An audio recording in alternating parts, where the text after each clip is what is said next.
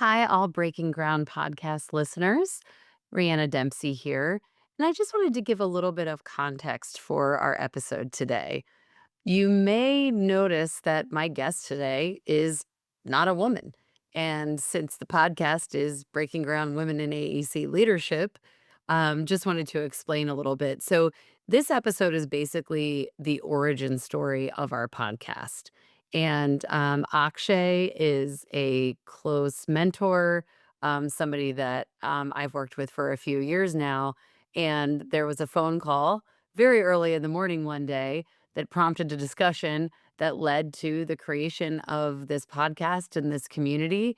And so we thought it would be fun to let everyone listen to how all this came about, why we were thinking what we were thinking. And I thought, who better to unpack that with than Akshay, because really a lot of this was his idea. And so I hope you enjoy the episode and keep listening. And please send us any other people that you think would be great to add as our future episode guests.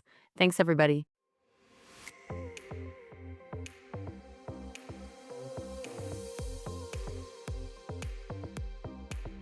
We really wanted to give you the backstory of why we created this group, this podcast, specifically for the AEC industry.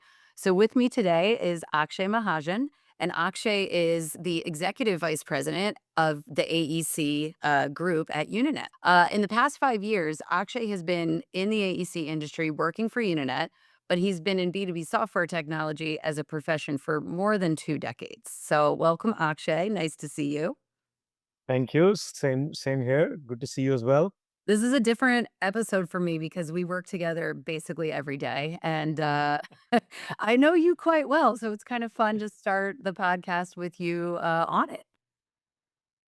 Well, that's amazing. I'm looking forward to it. It's my first podcast ever getting recorded, so if you can tell, I'm a little nervous. No, that's not true. You've been on other podcasts, haven't you? No, no, I have not. Really? So webinars, like a million webinars, and you speak at a million industry events, but first official podcast? Yeah, I'm becoming the cool dad at my house now with these things. It's funny, I'm the cool mom too. My daughter's like, "You're doing you have a podcast?" I'm like, "Well, yeah, sort of, I guess, yeah." So it's funny how, yeah, they think we're cool now, I like it. So it's not often, and I mean, I know you will never say this, but you're kind of my boss. I always say I kind of have 3 bosses. Obviously, I report to Jeff, but you are one of my bosses, and I don't often get to put you in the hot seat. So we're gonna start with just a little bit of fun and kind of have a quick fire round of, this or that questions. So our audience can get to know you a little bit, and we'll just get into this with some fun. Are you ready? Yep, let's All go. right, here we go fast. Ice cream or cake? Cake. Nope, disagree. Beach vacation or city adventure? Oh, depends, but if I were to pick city adventure, I knew it. I feel like I know a lot of these. All right, I don't know this one. Movie night or game night? movie night or game night? Oh, movie night. No, me too. Board games or video games? Ooh. I used to love video games, but nowadays it's board games because it's best way to do some family time. Yeah, agree. I figured you might have had you were a developer early in your career, yes? Yeah, yeah. So most So developers I know were video gamers at some point. exactly. Sneakers or flip-flops? Sneakers or flip flops any day. Oh, nice. Sleep in or wake up early? Oh, wake up early. Yeah. Camping or hotel stay? Oh, hotel stay. Well, you're moving back to Colorado, am I correct about that? That is correct. It's Ye happening in less than 20 days. Oh my gosh, well, you might have to reconsider because everybody there seems to camp like 24 hours a day, so Yeah. alright, Yeah. and last one, text or phone call? Phone call. Yep. I feel like I knew most of them. I'm surprised by the sneakers or flip-flops, but probably because we don't often wear flip-flops when we go visit customers Exactly. together, so alright, Yeah. well Yeah, and the text message was his phone is, nowadays I'm learning to do text messages because that's how the kids communicate. Uh-huh. Yep. But there's nothing better than picking up the phone and just calling somebody. And you know me so well, like I do that so often to a lot of people. It's a lost art. It's something I'm trying to bring home to my kids that, like, you need to remember how to talk to people. Like, I know AI is here and that's all good, but, like, we're still humans and you should learn how to speak to people. So, I'm trying to do that. So let's talk a little bit about, speaking of phone calls, about how this whole idea came about because it was only a few months ago. It's kind of fun that we're here just a few months later.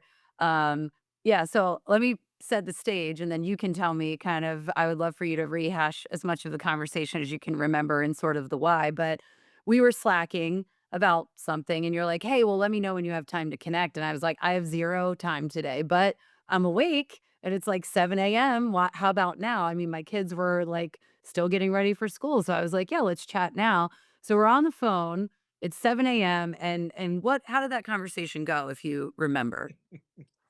It was 6:30 a.m. your time and 5:30 a.m. my time, to be more precise. Yeah. Uh, and I had, I think I was just back from a conference, and I had a very intimate one-on-one conversation with somebody that I've known for some time now. And she shared with me her struggles on how much strategic value that she has added to the firm in the last 2 decades. And even now, the struggle for her was real in order to get to being an executive or even being recognized for that work in that manner. And there was a trigger moment there. But this has been an accumulation of, I would say, last 7 years. I've been in the AEC industry now for 7 years, 5 years with Unanet, 2 years prior with that with Essential. And as I got into this industry, I've been very fortunate to spend time with some incredible leaders in the AEC industry. And a lot of them were women. And, I get to meet them, get to learn about the industry. So I'm learning. And I quickly realized that there's a lot of leaders who are women in that way. Mhm. But as I start meeting executives, there's a clear gap. The there are not enough, and even today there are not enough representation of women at the executive level, whether that's CEOs, whether that's C titles, whether that's executive titles, like they are not. And then I and it's not surprising because if you think about construction, construction is a very, heavy focus with men, and that's how that industry has been. And 20 years back, the shift had started happening where there were more women coming, but still the gap on that side is very, very high. Yep. And as I've done that and talked to many of these people, and I've heard from many women leaders about three things. Number one, what I do is not valued enough. Mhm. Number two, when it comes to getting to that executive seat, there is always seems to be a struggle with that. Nobody can point to the exact reasons, but there is like enough data and evidence that points to that part of it. And Yep. the third aspect is that the number of women coming into the construction, if you look back, is increasing. Yes. Like the new teams that are coming in. I've seen project managers on the field getting women representation. I've spoken to supervisors. So it's not just at that level, but the industry is seeing that shift from that perspective. Yep. Um, and the trigger moment that I'm talking about was accumulation of hundreds of other conversations that I've had with many women with a similar struggle of doing that. And I'll pair that with my personal life. I have two daughters. One of them is in college. She's going to be junior this coming year. And the younger one is going to college this year. She's going to be freshman. And, we have raised them with independence. We have raised them with you can do anything you want to. Like in my head, There was never a bias about, girl versus boy thing. So it's like I've never thought like that. We've never thought like that. So it's being that independence in that. So, and then at work, I've been fortunate that companies that I've worked with, which is, your second home in many ways, Yes. I've seen women representation. I've seen how, people like you and people, so many other people who are there, who are representing that aspect of it. And I've never in my head thought about a bias, if I'm being honest with you, right? Yeah. Call it man issue because I'm a man. So because I don't think that bias, I assume that bias doesn't exist, right? Yeah. Like my girls, starting from middle school, started telling me this, Dad, you don't understand. I've heard that word so many times from them. But in this context, they're like, you don't understand. We get bias. There is an aspect of that in the girls. And initially, like teenagers, they're just saying it, like ignore that, Uh-huh. just like you're ignoring every other And thing. let's be honest, sometimes it's not always my 11-year-old sometimes says things and I'm like, just, so yeah, I get that. Right? Like just like most of the things we ignored. But then as they got to the high school and I started hearing more stories about it, more real aspect of it, I'm like, it was hitting me home. Oh my God, this is real. My girls who I have raised like that are facing the same thing. And now at the same time, my kids got to high school when I started in AEC. So it kind of happened all in the same time. And now I'm seeing the same struggle in this industry too. So after that, I came through and I'm said, we have 1,800 AEC firms as our customers. That's a very high number of AEC firms that we touch. We come from a technology angle. So Yeah. we have this opportunity to talk about this, bring a forum together of people who can come together. And the purpose of all of this shouldn't be about what is the problem. Yes, we should talk about that. But the purpose is how do we help elevate that? Let's talk about the solution. Let's talk about what are we doing? It's not that people are not doing anything. So this trigger moment of the thing came from the combination of my personal aspect of it and the professional aspect of hearing it and bringing it together. And that phone call in the morning to you was, Rihanna, we should do something about this and Yeah. about starting a group that represents the women in AEC. And I remember when you said it, I mean, I immediately got so excited. My personal experience, like my first job out of college, I worked for a very small commercial construction company. Um, but we were building a skyscraper in Baltimore City.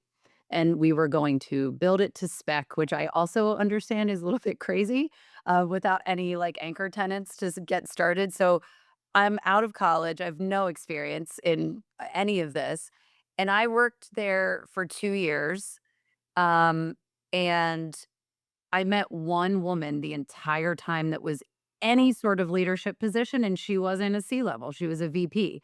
So it's not like it's just as a female, and especially early in my career, I'm like, "Wait, so I don't like" it almost, like, makes you think, "Well, wait, is there not a place for me?" And we know that's not true. There's plenty of women proving that wrong every day, but it's like, you just don't see so it's almost just, yeah, the representation, and like you're saying, I don't wanna sit here and talk about how bad things are because honestly, there's a lot of great like you said, we have so many women that we know that are crushing it in these industries. So how can we help, tell their story? And I remember so when you said the idea, I was like, "Man, first of all, love the idea, but I never thought because like, we build software. So I get caught in this, yeah, we can help our customers one-on-one, and we're helping with their technology, but, like, when you said that, you're like, "We have access to all of these companies and all of these women, and we already know who they are because we work with Yeah, them." So it yeah. actually wouldn't even be that hard to and with our podcast guest list, I mean, we've got, 35 people that were like, "They would be amazing." I don't know how we're gonna get everybody in, so and I think one of the stats that I saw, right now it's like 27% of architecture firms are staffed by, not tw sorry, 27% of the architecture workforce, those positions are held by females, but, like, Yep. globally, it's like 10% are even in leadership roles, and, like, let's not even get to C-level roles because that's non-existent, so, like you're saying, we're seeing more and more representation in all the industries, but the leadership isn't following, so how can we help kind of, again, just elevate and discuss and share stories is really what we're trying to do here. Yeah, and if you were to hone this in, like, what are we trying to achieve from, like, what's the why behind having this kind of a group? I think it's a very simple thing. It's telling stories of women who have made it to that level and the women who are trying to make it to that level and connect those stories in some way so that we can inspire more women to be able to continue to keep feeling that confidence that they can do it and learn from that mentorship. Things that can come from this group could be we can connect some of these people. We know so many CEOs who are women. We know so many CFOs who are women. We know so many CROs or CSOs who are women, and they have made it. And they can tell the stories, but they can also connect and help mentor others in that manner, in that way. And necessarily, they're not in the same town or the same city, but they're spread out. So Yeah. this is our way to kind of like bring them together in that way to do that.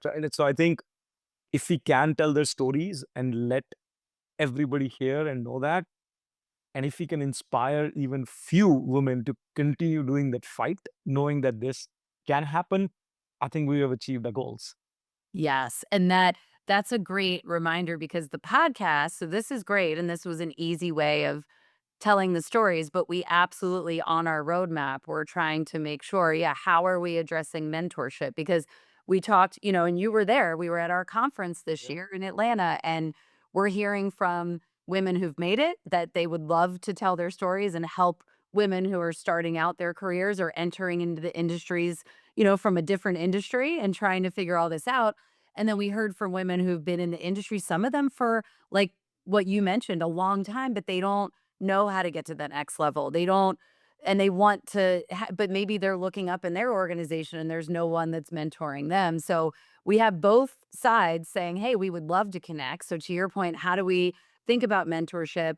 We're already thinking about, live Q&A. So let's say you're Mhm. at a company and you're trying to figure out that maybe you've got a situation or you've got a problem you're trying to solve and you bring it to this group and we have a panel of experts and they can kind of almost like the Mhm. Dear Abby of, business AEC Yeah. questions.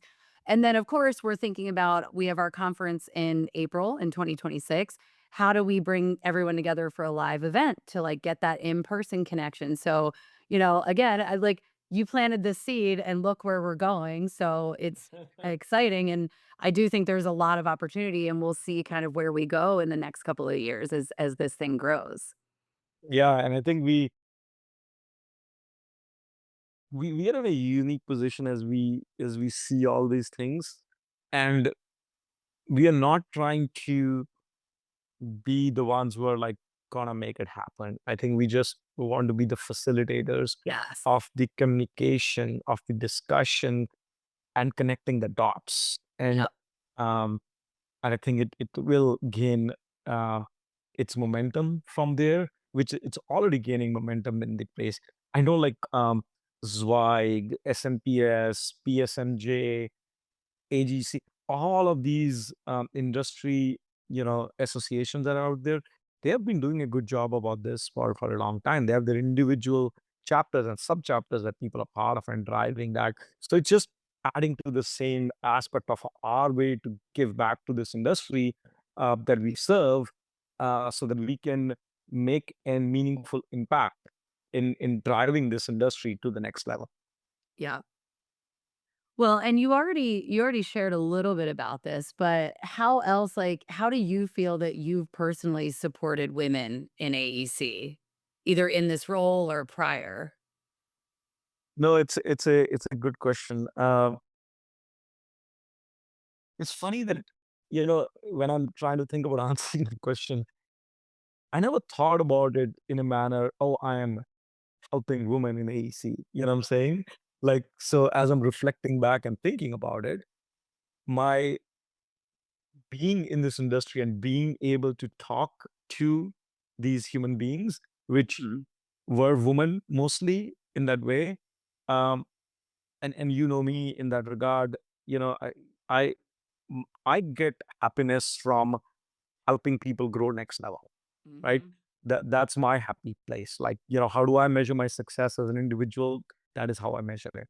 So having had the opportunity to being able to speak to them and very naturally guiding some cases, providing mentorship, providing some ideas to help them grow and get better at what they do.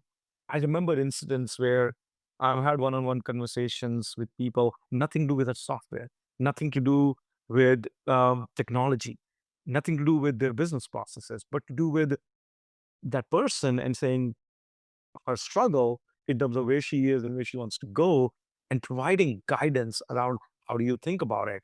You're doing a really good job. Why don't you think about this?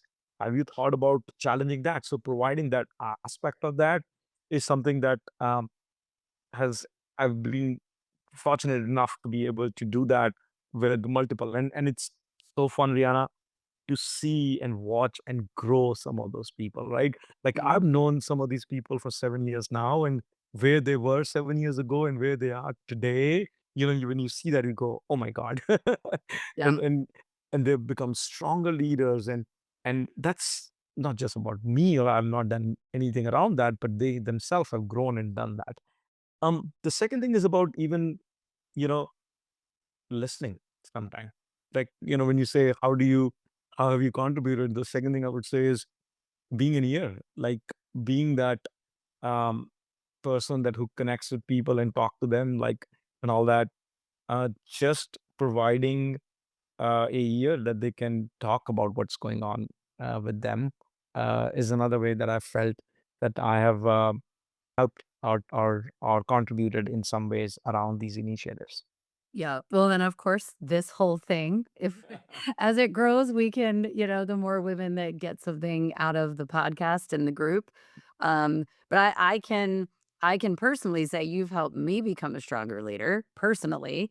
And I think, sometimes I've had moments in my career, especially earlier on, where it's like you almost get treated softer. And I don't think people do it on purpose. I think Yeah, you're right. You're actually right. think about it, you're a dad, right? You have daughters. You're like Yeah, yeah. you it's not even like something that I think people realize, but you certainly don't do that. Jeff certainly doesn't do that, said with love.